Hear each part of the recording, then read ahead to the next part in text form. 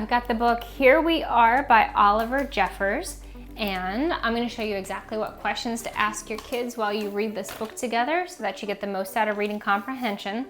The themes developed in this book are awe, curiosity, and wonder, how to appreciate the mundane, shared humanity, how to protect home like planet Earth, how to respect nature, kindness, empathy, the golden rule, and animal welfare. This is a unique book. This book doesn't really have a plot or characters. This book is more about ideas. All right, first question. This is on like the third page. Integrate visual information. How does the picture and the words help us understand what is happening? So this is going to be hard for you to see because it's a really dark picture. But this illustration is supposed to show us the vastness of space, which is supposed to inspire awe and wonder and curiosity and mostly awe. So it shows the planet Earth, it shows how far we are from the moon, and over here it tells us how close we are to the nearest planet, which is extremely far away. So yeah, the theme here is like the vastness of space, and you get that through the pictures, through the text. But yeah, the main thing here is to get from the picture and the text the vastness of space and the smallness of Earth. Next question. Integrate visual information. What do the illustrations tell us about the ocean? How do the pictures and the words together help us understand more? It's really cute. It's got a lot of fish in it. This picture with the ocean really is very similar to the picture of space. We're supposed to gather from the image and the illustration and the words, like just the vastness of the ocean, how big it is, how deep it is. Down here it says, so you got your little scuba diver with the tube of air, you got a snorkeler person, and way over here, a scuba diver, it says, goes nearly 7 miles deep, parentheses, we think. So it definitely gets you thinking about how big and how deep the ocean is and how much space that is, and how unknown that is. So definitely getting into, again, awe, wonder, curiosity, and just like the vastness of the ocean and the unknownness of the ocean. All right, jumping forward, next question, key detail.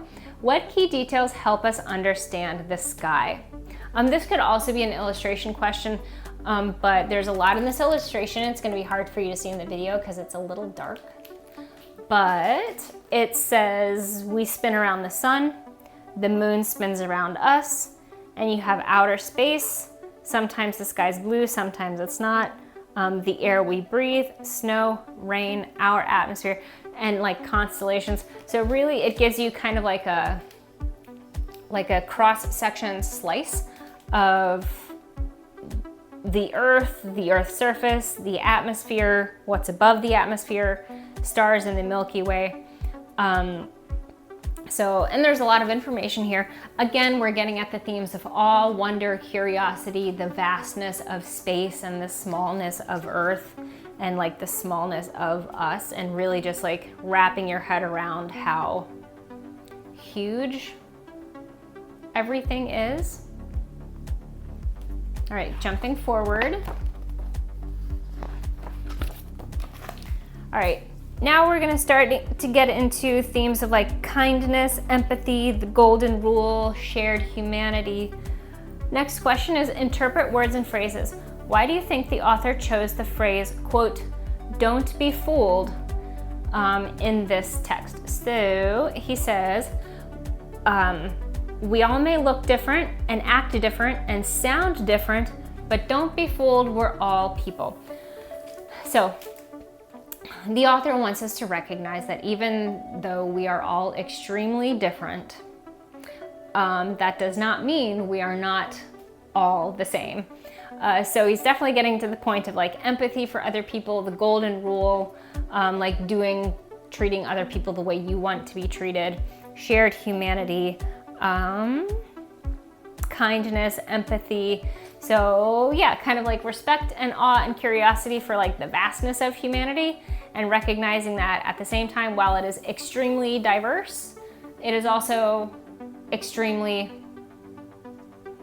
not diverse, because like we're all people. And he wants the reader to understand that. Both things can be true. We can be extremely diverse and extremely the same. Next question, key detail. What detail helps us understand the importance of being kind to animals? All right, so he says, this could be a text question too. They can't speak. Down here it says, though they cannot speak, though that's not a reason to not be nice to them. So he's saying animals can't talk. Animals can't tell you what they want. Animals can't tell you what they feel. They can't tell you what they need. They can't tell you anything. But that is not a reason to not be nice to them. Really kind of like quite the opposite. That's a reason to be kind to animals. So that is getting to the theme of kindness and empathy, respecting nature, animal welfare, the golden rule, like treating, having respect for animals. Yeah, and also still talking about awe, wonder, curiosity when you're thinking about like all of the animals that exist on the earth. Because they can't talk, so we don't know what they're thinking. All right, next question. And yet we know they're probably thinking something, but we don't know what it's like to be them. All right, here we're getting into appreciating the mundane. Next question, central idea. What problem do we sometimes face? Okay, so in the last pages, they're talking about appreciating the mundane, appreciating humanity, kindness, empathy. There's some pages that talk about like how fast life can move and how slow life can move. And then he kind of emphasizes, like in the end, it's gonna be fast. So in the end, like try to slow down, try to appreciate the mundane moments, because ultimately nobody gets to be here for very long.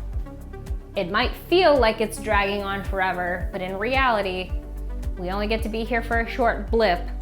So he encourages his reader to appreciate every moment, even the mundane, even the slow, boring ones, but like to find appreciation in them.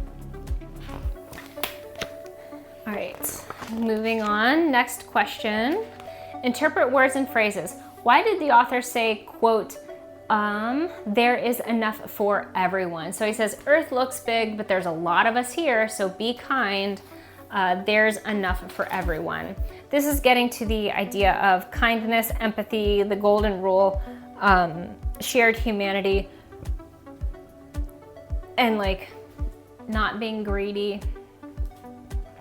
I mean, even animal welfare, it's like, be good to the environment, don't use more than you need, don't take more than you need, don't be greedy, leave enough for everyone. So definitely getting into the themes of like shared humanity, kindness, empathy, and respect for nature here, because you don't only need to leave enough for your fellow human beings, but you need to leave enough for nature and animals.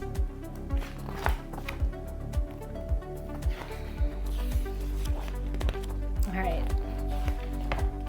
Last question. What lesson, moral message does the author want the reader to take away? Okay, so the last line of the story is, you're never alone on Earth. And over here, it's got this little, so the character's got a little baby. So they say, whenever you need something, just ask. I'm not far away. But if I'm not around, there's always somebody else. And it shows like, like all the other people in the world, in the community, in your family. And then like that line of people just goes forever. So it's a reminder that humans are never alone.